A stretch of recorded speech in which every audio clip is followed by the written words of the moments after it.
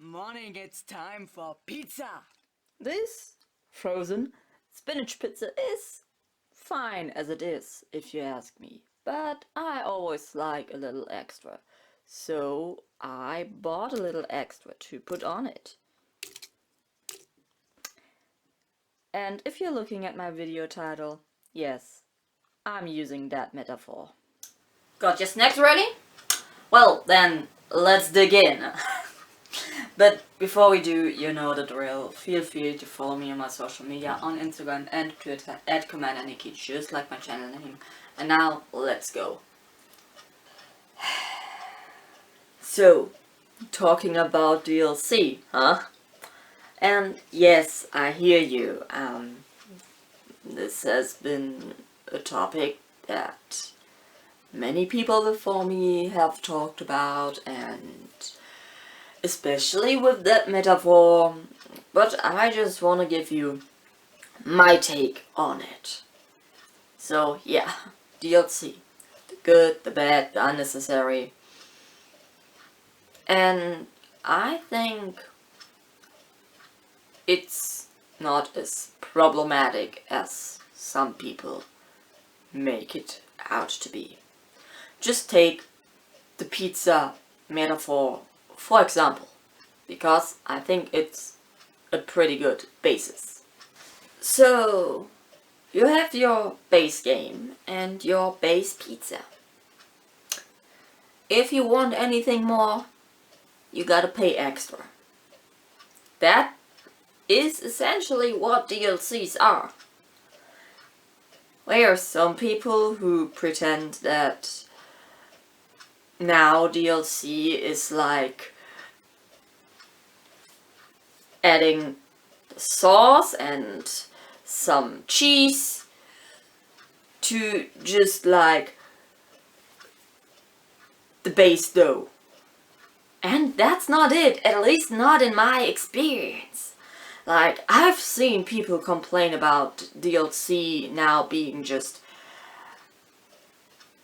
actual game content that should have been the base game. And I have one example, but only one that I have experienced. All other DLC that I've ever played were great, and even if they were not as great, they at least didn't feel like they actually should have been in the game. So yeah, let's get started with a few examples for the Just Cause DLCs, the Bavarium Heist and the Sky Fortress. Definitely cool. Just Cause 3 is just as amazing on its own as it is with the DLCs. The DLCs are definitely worth playing. They bring like some extra new challenges which are cool, but the game is good on itself. It doesn't need the DLCs. Same with Fallout 4. The game is great on itself, but playing Far Harbor and Nuka World is definitely cool. The Automaton DLC is also cool, but not as cool as Nuka World and Far Harbor. Really great additions to the game. Feels good playing them. Skyrim. You don't need to play the Dawn God DLC or the Dragonborn DLC. Neither do you need to play Hearthfire, but they are cool additions. Especially Dawn God and Dragonborn DLC. And I know in Elder Scrolls there was like some kind of infamous example of DLC, like this really overpriced horse armor, I think. I should have looked that up, but you know what I'm talking about, in case you know what I'm talking about. And yeah, so let's move on to Mass Effect.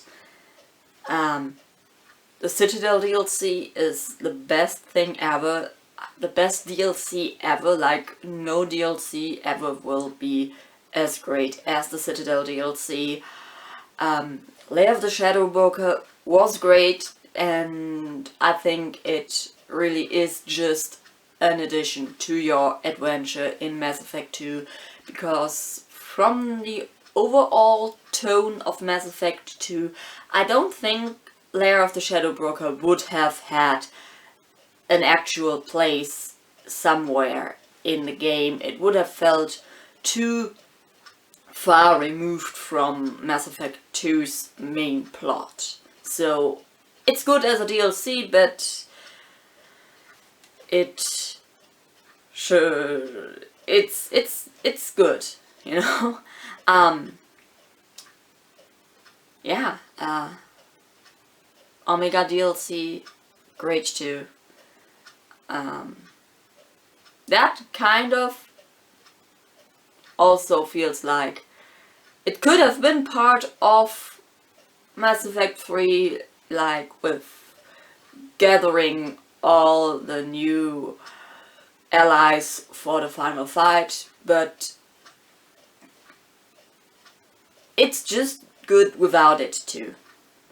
And now I just want to talk about one actually kind of bad example of DLC that I do know about, and it's from Mass Effect 3, and it's the Out of the Ashes DLC that gives you Jarvik, the real-life living Prothean, for your team, and that's like really deep Mass Effect lore, and everything ever has been about the Protheans from Mass Effect on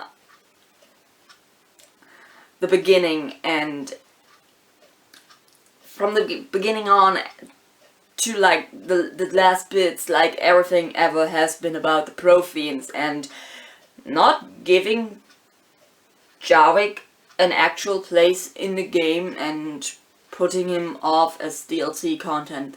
That's bad. That's bad. Jarvik should have been part of the main game and not DLC content, and I'm glad that now with the Legendary Edition this issue is fixed, because all DLCs are available. So yeah, also I don't know where I should place the Arrival DLC, because it does feel like in tune with everything, like it could be part of the main story, but I'm not sure about the Arrival DLC of Mass Effect 2. Like, that's one bit I'm not sure about, if it should have been in the game or not, but it's definitely an interesting DLC. And before I end things, I want to talk about two more things. Okay, make that free, because I forgot to mention the Witcher 3 DLCs. Mainly I forgot to mention it because I've never played them, but I heard that they are like really good DLC, like basically like gold standard of what DLC should be, and one day I'm gonna try them and maybe I'll give you an update. Probably in one of my monthly review videos, or not, I'm not sure yet, but I definitely just wanted to mention the Witcher 3 DLCs, which I have heard are really good, so yeah, that's that. Uncharted Lost Legacy and Red Dead Redemption Undead Nightmare.